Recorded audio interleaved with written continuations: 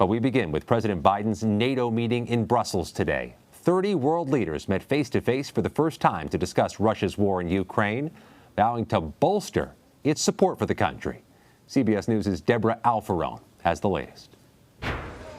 President Biden unveiled new sanctions against Russia at a NATO summit in Brussels.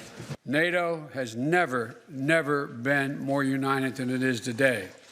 Putin is getting exactly the opposite what he intended to have as a consequence of going into Ukraine. NATO, G7, and European Union allies are looking for the best way to help Ukraine without escalating the war. Many Ukrainian refugees will wish to stay in Europe, closer to their homes. But we've also will welcome 100,000 Ukrainians to the United States. Ukrainian President Volodymyr Zelensky addressed the summit from Kyiv. He pleaded for more military aid, and he told the alliance they were capable of preventing more death. And with Vladimir Putin's next step always uncertain, NATO is doubling its troop deployment along its eastern flank, sending 4 new battle groups to Bulgaria, Hungary, Romania, and Slovakia. And so I think a lot of these measures are designed to ensure that the conflict doesn't expand. A White House official tells CBS News that President Biden's latest package of military assistance to Ukraine, including anti-aircraft and anti-tank systems, began arriving Wednesday. On the ground in Ukraine, troops and civilians are battling for every inch and have recaptured some territory. But Russia's blistering aerial assault is inflicting severe damage, and Ukrainians have little power to stop it. Deborah Alfarone, CBS News, Washington. Chief White House correspondent Nancy Cordes joins me now from Brussels. Nancy, what is the top-line new information or announcement that came out of today's part of the summit? Well, Scott, President Biden said the goal of this summit was to project unity and to alert everyone that this is not going to be short-term unity, that the entire NATO alliance, the G7 alliance, the European alliance is going to have to stick together for months, if not a year or more, to impose sanctions, other types of punishments on Russia to get Putin to change course. There's a growing recognition here, Scott, that this is likely to be a prolonged crisis in Ukraine involving Russian brutality.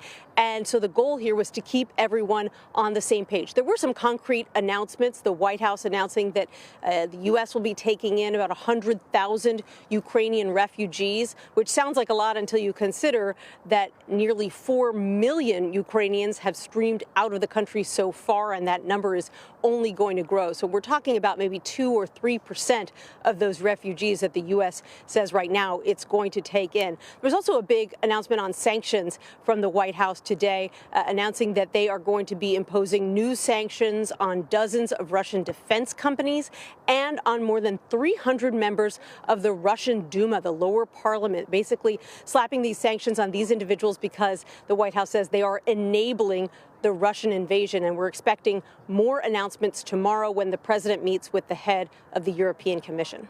And we're seeing all these images of the Western leaders standing together, the NATO leaders. That visual is a sign and a statement of solidarity. I suspect that's part of the mission of the White House as well.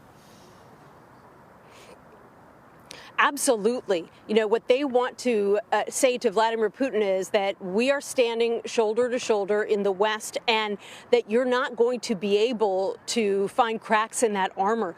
President Biden said in his press conference that he believes that Putin thought that NATO would be fractured, that European leaders, the White House would have differing ideas about what to do, how hard to hit back on Russia, and that he could divide them. Instead, what he's facing, President Biden said, is a unified NATO alliance. But at the same time, President Biden did have to acknowledge that these punishing sanctions that the U.S. and so many other countries have imposed on Russia so far, they may be crippling the Russian economy, but they have not prompted Putin to change course, at least not yet. President Biden arguing that the U.S. and the Europeans are going to have to stay the course and they're going to have to tighten the vise for months, perhaps for a year, to get Putin to withdraw from Ukraine.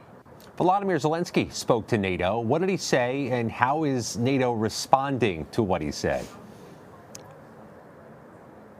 Well, what he said essentially was, all this unity is nice, but I need more than unity. I need jets from NATO countries, and I need 1% of NATO's tanks. He essentially argued that NATO has something like 20,000 tanks among all of the allied countries, and he just needs some of them, he argued, to be able to better fend off the Russian military. Now, the NATO Secretary General Jens Stoltenberg was asked about that a short time later. He would not commit to giving Zelensky any tanks, but he did say that NATO is going to be giving Zelensky more weaponry. He's going to be giving them more equipment to deal with the potential for chemical, biological, even nuclear attacks to better protect the populace. But of course, if we do see an attack like that, it is going to be devastating no matter how much equipment Zelensky gets from the Europeans. And President Biden issued a vague warning today saying that if Putin does use chemical or biological weapons, that the U.S. will respond, but he didn't say how the U.S. will respond. As the president moves on to Poland, what do we expect to see or hear from that leg of the trip? Well, he's going to be meeting, he says, with Ukrainians, with refugees. Poland has taken in more refugees than any other nation. They've just streamed across the border. You've seen the reporting from that border for weeks. And so he says he wants to speak to those refugees. He'll actually be delivering a speech in Warsaw, Poland, where refugees are expected to be in the audience. And he'll meet with the Polish president to talk about humanitarian relief efforts that the U.S. is already engaging in. He also hinted, interestingly, Scott, in his press conference, that he might be doing some other things as well that he can't talk about right now for security reasons. And I should note, perhaps, that the Ukrainian border is only about 130 miles from Warsaw. So whether or not the president is planning to get any closer to that border, we just haven't gotten word from the White House about that yet. Nancy Cordes, working particularly late in Brussels. Thank you. You're welcome.